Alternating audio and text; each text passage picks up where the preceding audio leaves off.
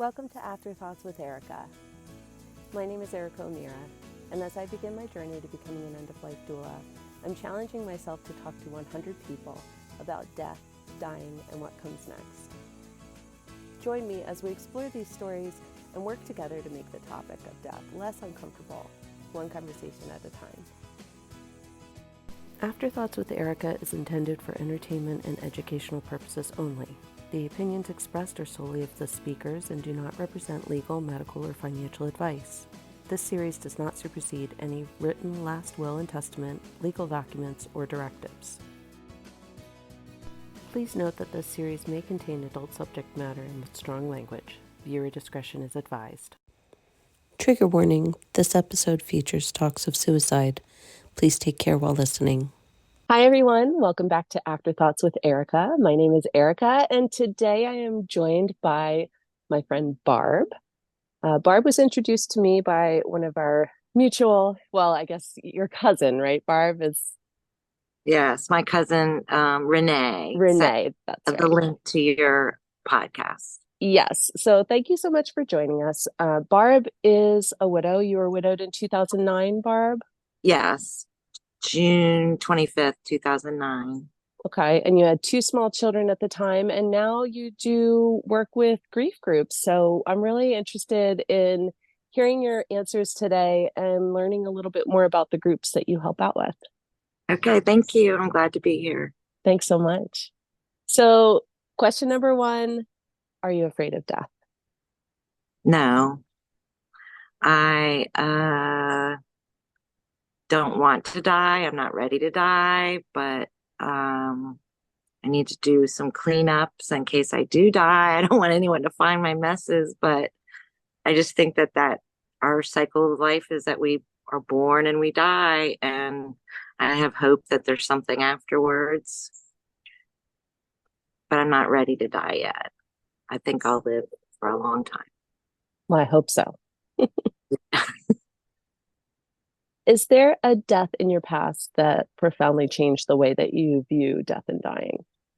Yes. As you stated, my husband died in 2009.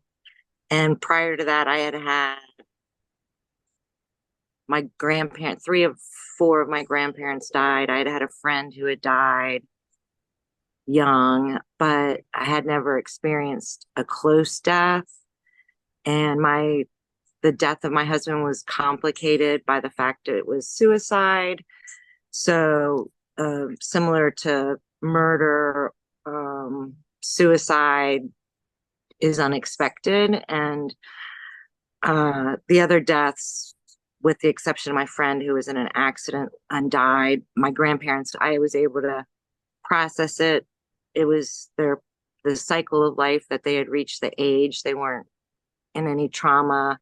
They died, as of old age. There might have been other reasons, but there wasn't an autopsy. And I mean, I really feel like the death of my husband has changed my DNA. I don't know if that's possible, but I'm a different person. I'll never be the same. And my outlook on things is a lot different with death and dying and living.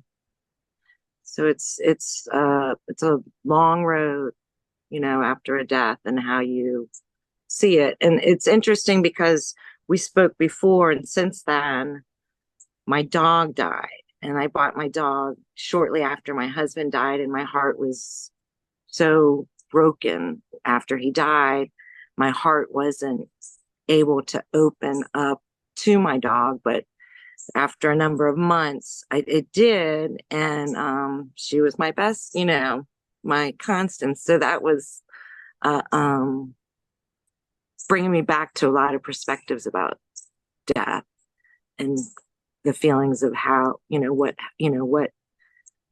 what happens when you die and how do you process everything with it. So it's definitely something I think about, which I think is also common with people. As you age, you start thinking about it more. So my husband died when I was 39, and I hadn't really thought about death at all. Sure. That's totally understandable. And I'm so sorry about your dog. Oh, thank you. It's been life changing too. My habits, my what I do in the day, and everything is vastly different. And so I'm trying to transition into still taking a walk and, trying to make it happen. But it's a whole, living a new life without that breathing being in it. You have to change all your habits, all your routines. Absolutely. It's a new normal, Yeah. creating a new normal. Yeah. Yeah. It's hard. And people do talk about, the deaths of their loved ones, humans, as changing their lives. But death of a pet can be just as devastating, if not more. It depends on how close you guys were. And, they're our best friends. And it's hard to lose a best friend. Yeah. I think a part of it for me is, which is, a process of grieving probably is, the loss of my husband, but also taking care. So I took care of my dog. I took care of my kids. I took care of my husband. And every time my kids left home, my dog died. It's like, oh, now who am I going to take care of? Now it's time to You know, start taking care of yeah, Barb. yeah. I mean, I definitely feel that. I feel like, oh, I'm in a whole new groove here. Yeah. I went to a concert on Monday, spur of the moment. Did you go to And Pearl Jam? no, I went in, Oh, I was in Charlotte. I'm in Charlottesville. I went to see Goose. So oh, that's a great show to go see. yeah, and I was with friends, but I just decided like last minute and left. And it was kind of like, okay, I don't have to get anyone to take care of my dog. I don't have to bring my dog. I don't have to worry about my dog. And I saw my son at the show. And so he was like saying something to me. And I said, well, my dog died. And of course it was his dog. And I said, so I just got up and came on down for the show.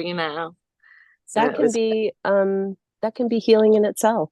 yeah, it's liberating, just like like it's just such a part of my life is everything I plan is revolves around my dog, similarly to my kids or my husband. And when of course, my kids aren't dead. When they left the picture, it's like, okay, now, what's the new normal? And I think that that's part of grief. And if you can do that, move, it might take weeks or months, but be able to say, okay, he's not here.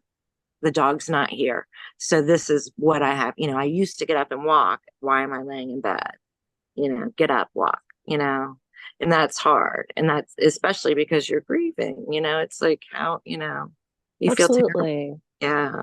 And when you've spent your entire life taking care of others, sometimes it's hard to relearn how to take care of yourself Oh, yeah. and Yeah. prioritize yourself.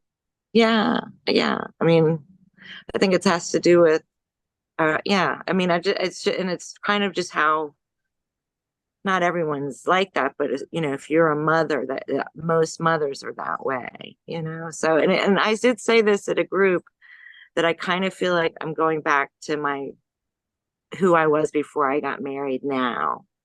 Like my personality, I feel like more of Barbara Bach, the person who got married in 1997, than who, more like her, the girl in 1996, than today. It's like that big circle of life. Right. Similarly to how, you're born and you die. But, it's like, okay, am I going back to childhood now? You And get then to be back to the Benjamin Button. yeah, right, right, right. Who knows, right? So the next question is, do you believe in the afterlife?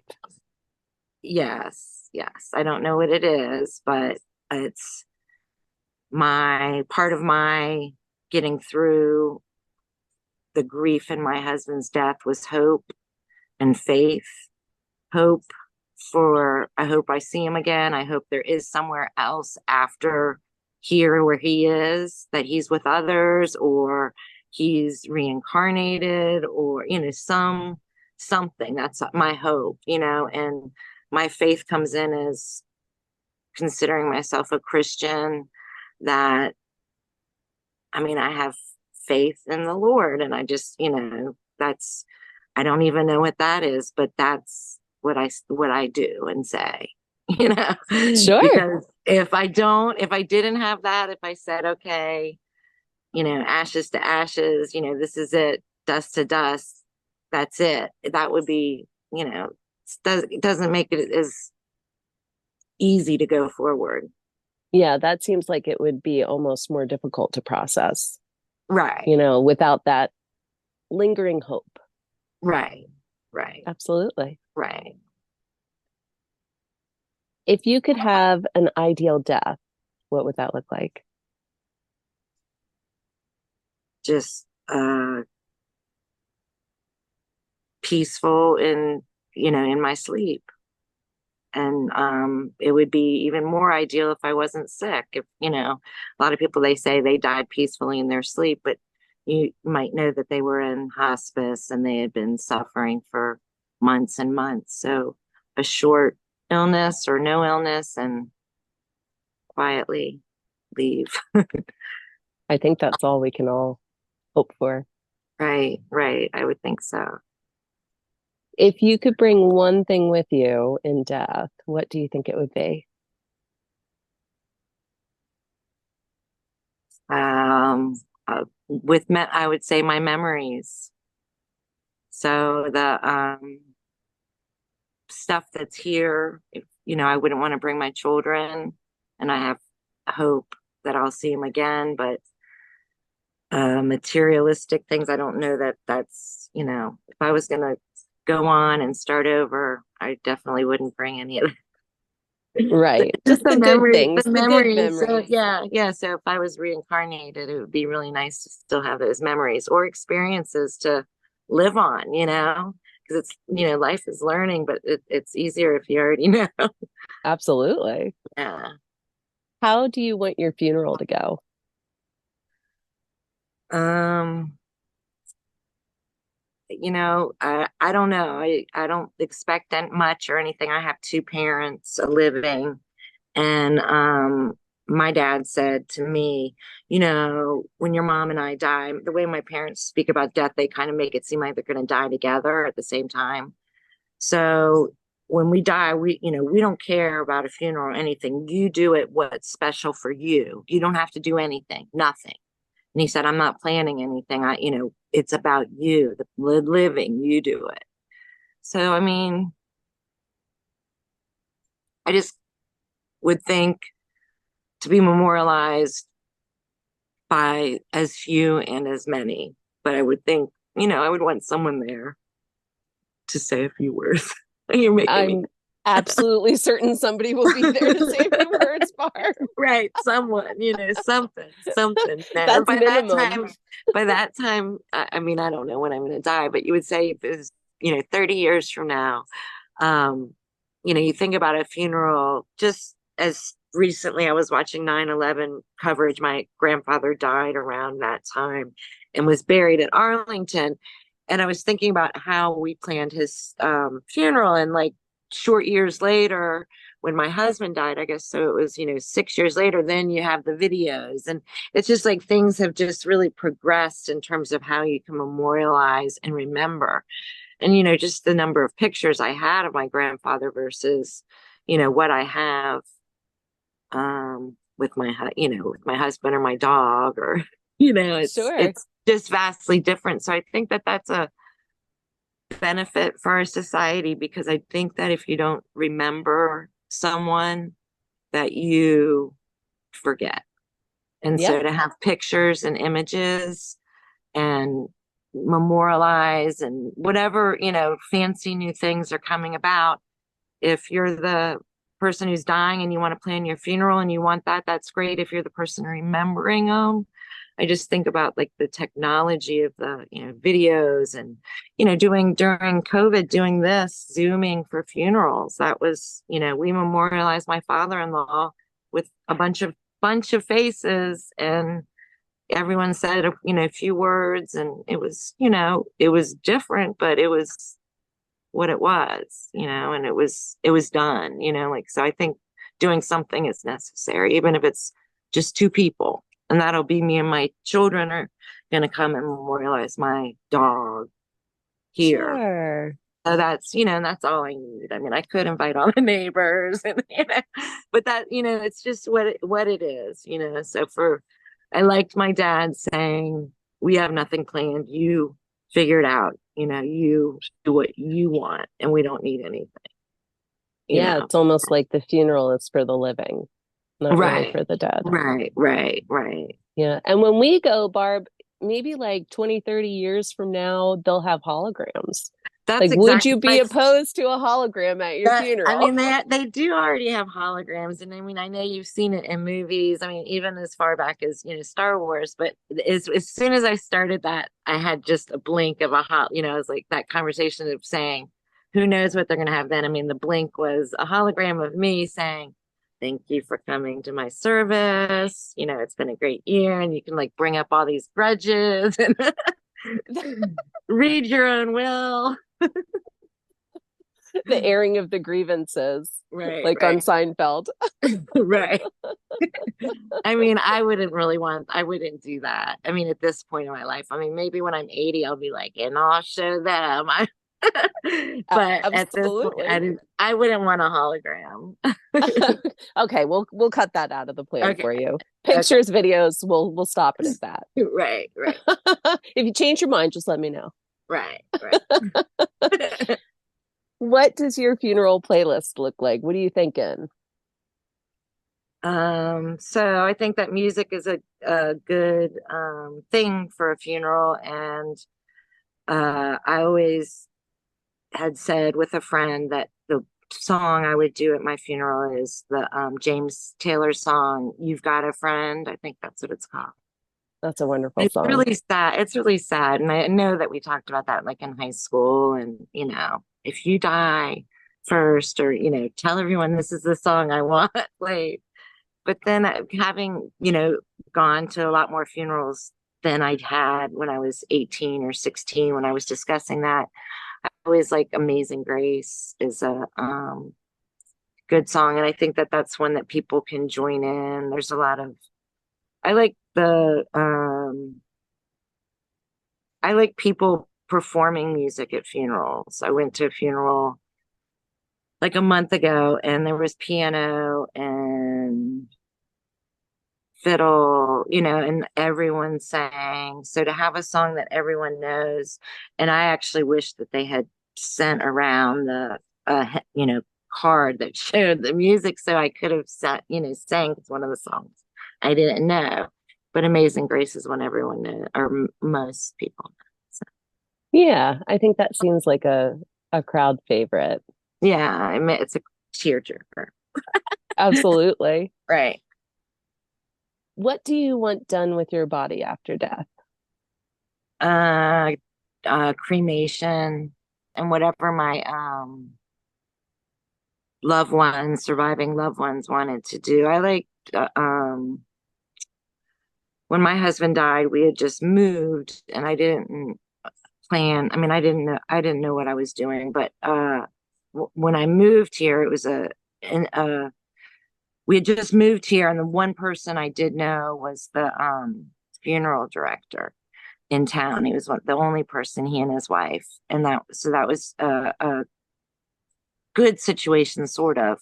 But I didn't have any plan, and I didn't have any money, and I didn't have any inkling of what to do. And I went back with the ashes and had them divided for his mother, his father, his sister. Oh, his father said he didn't want them, his sister, and then my two children, and then myself. And my daughter has gotten a necklace made. His sister took the ashes. His mother had in a memorial garden, had a boulder, and they inserted inside the boulder the ashes.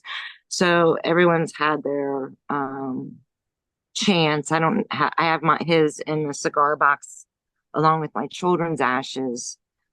And my husband had a will prior to meeting me, and it said that he wanted his ashes spread at Glacier National Park. And he had a new will after that, but I still had that old will. And my daughter knew that, so we're planning a trip to spread her portion of his ashes that weren't in her necklace to Glacier National Park. What a wonderful trip that's going to be.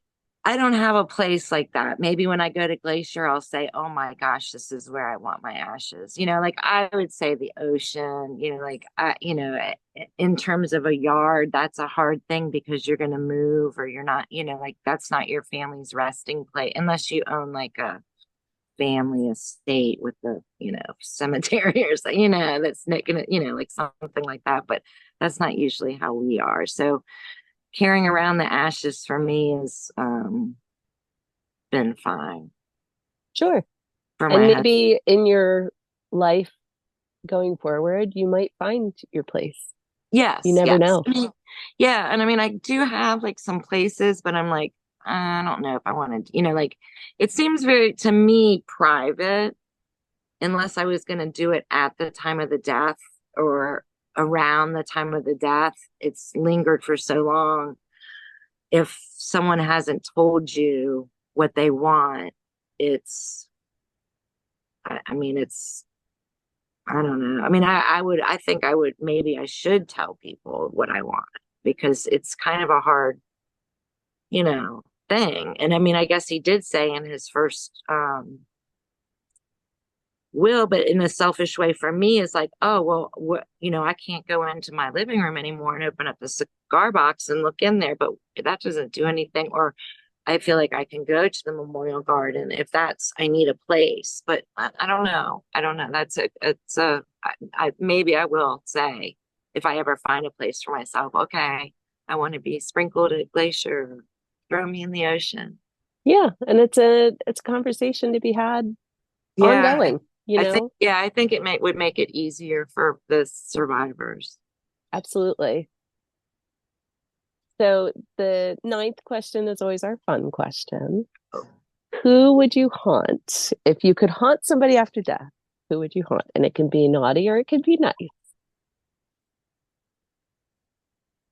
Uh, uh, I don't know about haunting, but it would be nice if I was a ghost to be able to, check in on my kids, and if they had children and their children, but in a fun way, I think I would be haunting and kind of messing with my younger brother, who is a clown, and he would go with it. And I could probably really mess with him, and he would definitely go with it and totally embrace it. So I think it would be, he's gotten on my nerves a lot in my life. It would be fun to spread that, mischief a little bit Right. further. Right, right. I mean, who's going to embrace it and not, I wouldn't want to really scare, I can't think of doing it in a mean way. So I wouldn't want to scare someone, which maybe I would, but but with him, I think it would be a compatible discovery. Right. Just little reminders, little Right, funny, mischievous reminders. right. Something like that. Yeah, I love it. yeah. Well, our last question is, how do you want people to remember you after you die?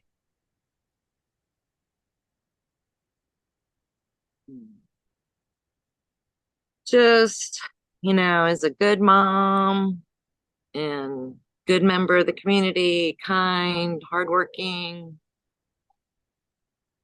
Um, I, don't have any accolades beyond that, but just I don't have any um anything special. I think that I like to bring people together, so I think that that might be something that my family and friends will always say is, Barb always rallied the troops and got people together and made things happen, got us out, got us together. And one thing I think when you said that was that one thing I don't want to remember, and I guess if I die, I would never be called a widow, is I think that the label of a widow has held me back in a way in terms of a crutch for myself, but also as how people look at me after, I was a woman, single woman, a wife, a mother. you know, and then a widow and a mother. And someone said to me once, a man said, "Oh yeah, everyone will always think of you as old widow Barb, or Barb. Oh yeah, the widow." And it really hurt me. It was like, no, like, and especially because when I moved here shortly after, like within the month, my husband died. So no one here knew my husband.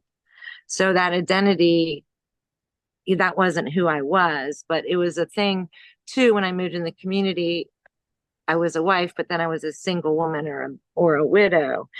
And I wasn't included in things. I wasn't included in couple things. And that's something that I lost. But I also didn't want to be that person when I walked into a room where, oh, there's Barb. She's the lady that's the widow that just moved to town, and it made me feel like that I had that, that label. And I don't think it's true now. I think even today I meet people and they had no idea that they just assumed my husband was out of the picture, like divorce Right. or, Absolutely. artificial insemination, those kinds, because my kids are so young. And then, and I was, managing on my own. And there was, people in a community when you're in school age do pay attention. And, one of the first, I was substitute teaching. And one of the first things in those days, right after my husband died, I was substitute teaching and I was going through, we didn't have like we had like these forms, emergency release forms. And so I was going through each of the students out of curiosity just to see who the primary caregiver was. And the percentages of single moms that, like there was no dad in the picture at all was so high. And it made me feel like I wasn't alone. And then I realized that there were other widows, a lot more than I knew, but I didn't know that prior. I had no idea how many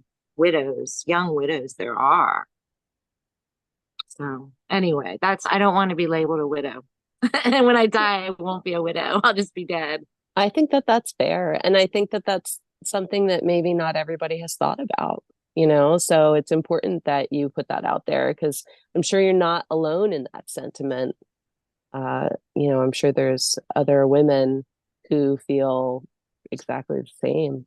Yeah, and I think that I use the description. So if I say, "Oh, my friend Susie," I might say something about her that wouldn't be so interesting or important if I didn't use she's a young widow, and then most people know that they were in my young widow group, maybe, or something like that. But that's how, like, my closest friend here in town is also a widow.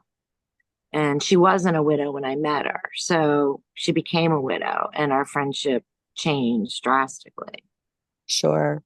Can you talk to me a little bit about the groups that you help facilitate Yeah, with grief?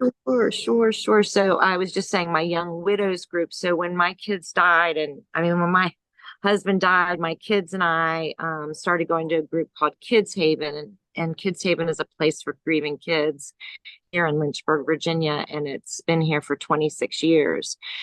And we attended this group, and then my kids aged out of it. And when they were maybe in ninth grade or something. And a couple years later, I went back to Kids Haven as a volunteer, and I facilitate the adult group. So our Kids Haven meets as a family, and we have a family style dinner, and then we break up into small groups. So it's focused on the kids and their age groups, like littles, elementary, middle, high, young adult. And then the adults have to have something to do because it's family. The adults have to bring the children. And so I do facilitate a grief group with that. And then similarly, after my husband died, I started going to a suicide support group. And I went a couple different times to the same group run by the same lady. And during COVID, a neighbor contacted me and I didn't know her. And she wanted to start a group, and she had been in the same group I was, not with me, but another group. So we started because the other lady who was doing it passed away and was sick for a number of years. She was sick and then died. So she wasn't doing group for a number of years. So this friend contacted me and said, "Do you want to start a group for suicide support?" And was an educator, so she had created an incredible program, a closed program, and we did it for about a year. And then she went further and made it a nonprofit. So we have small groups and we have other facilitators now that we've trained. And it's just small, intimate groups of people that have had suicide loss. And it's really life changing. It's very hard for me. My job is a title examiner. I do research on property. I'm not a counselor, but I've been to counseling and I go to the National Alliance for Grieving Children every year I've gone twice for a symposium and education, and I go through trainings and things where people get CE credits for being counselors, and I just go and pay and, just for information to increase my knowledge. And we do a training and stuff. So it's been really fulfilling. It's back to full circle. It's a full circle, and it's demanding, it's exhausting, it's a need. And I was really involved in the Suicide Out of the Darkness Walk for a number of years, and the funds weren't going to our community. And I saw all of the people in my community, 1,000 people walk, which we started that 10 years ago. And it's huge now. And to think that all of those people have been touched by suicide, but no one talks about it. And to be together amongst these people that are sharing things that, like we had a gal who was around 60 and her mom died when she was 18. And it was the first time she had ever talked about it in our group. And it's just, and she didn't know a lot. And that went through the talk, she understood and realized things. And so I really believe in group therapy and having, a facilitator that's just there to share, but also help, we have a really detailed program. That's So wonderful. I'm very, very proud of it. So you should be. It's commendable. Grief is my thing, man. It's as you say, the death changed your life. It's like, and now my daughter is going to get her doctorate in counseling, specializing in children's grief. So it's amazing. What a special thing to be able to turn an incredibly painful moment of your life into something positive for others. I think that that's probably one of the most commendable things that I can think of for people to do. So, and it's so valuable for people going through grief to be able to connect with other people who have gone through it, and who can be those guides for them. Yeah. And I think that the recognition of grief now is so high in society, similar to suicide. Things 15 years ago that weren't talked about are being talked about. And the amazing part to me was these groups 15 years ago for children and for suicide existed in Lynchburg for me. And so, like, how could, like, you could go 2 towns over and there isn't.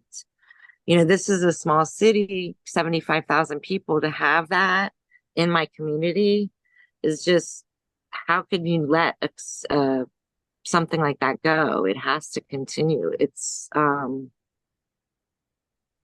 beneficial. And in terms of healing, there is a level of healing, but it's also like, I have a list of all the books that are so great. I have all this information. I've done the work. So to be a helpful, and it's hard for people when they're grieving to go check the mail, much less research, why am I feeling this way, or thinking that there's something wrong with them, or going to counseling because they can't even get out of bed. I mean, to go to group, and to have people that understand you or that you can talk without judgment is very special. Absolutely. It's invaluable. Yeah, for sure. It really is. Well, thank you so much for joining me today. And thank you so much for the work you do. Yeah. Yeah. Really, I respect that so much. Yeah. It's good. It's rewarding. It's hard. It's very hard, but it's rewarding. And I think I think it just makes a difference. It absolutely makes a difference. It's huge. Yeah. So it makes me proud of I think about the people I know through my groups, how proud I am of them. It's amazing to, That's see awesome. their transition, see them years later down the road and, things are great. It's like, ah. So rewarding, I'm sure. Yeah, I love it. That's great.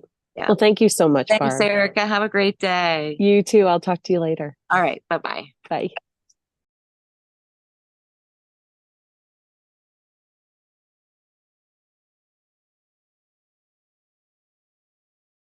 If you haven't answered the 10 questions yet, please consider signing up to be part of this important conversation. Let's continue breaking the silence together. See you next time.